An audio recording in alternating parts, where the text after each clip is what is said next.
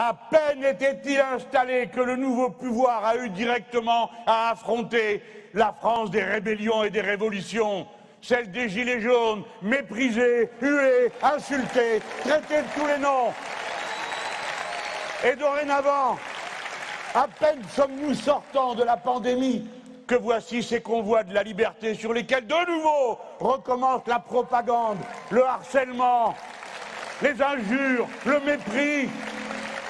Comme si, bien sûr, dans cette circonstance, comme dans toutes les autres, les grands mouvements populaires charrient toutes les eaux en même temps. Vous avez des gens bizarres là au milieu, bien sûr, et puis d'autres qui le sont moins.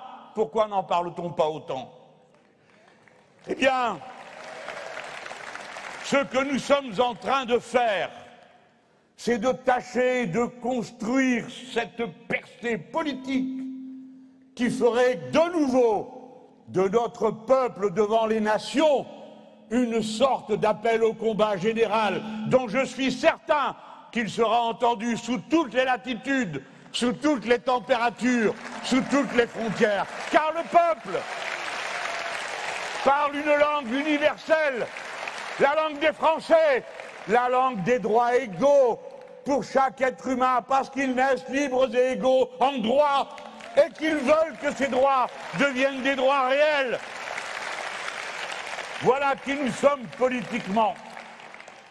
Et aussi, il faut le dire, nous avançons sous un système d'urgence auquel sans doute on n'aurait pas imaginé qu'on se trouverait il y a encore 10 ou 20 ans en arrière. Cette urgence, on le savait, il y a une crise climatique, du changement du climat qui est terrible, et tout se passe comme si il ne se passait rien.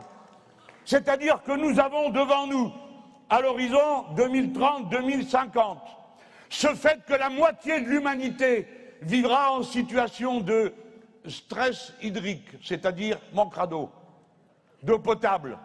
La moitié de l'humanité qui, dès lors, se mettra en chemin pour aller vers les lieux où se trouvera l'eau, et passera les frontières, et déséquilibrera, et bouleversera.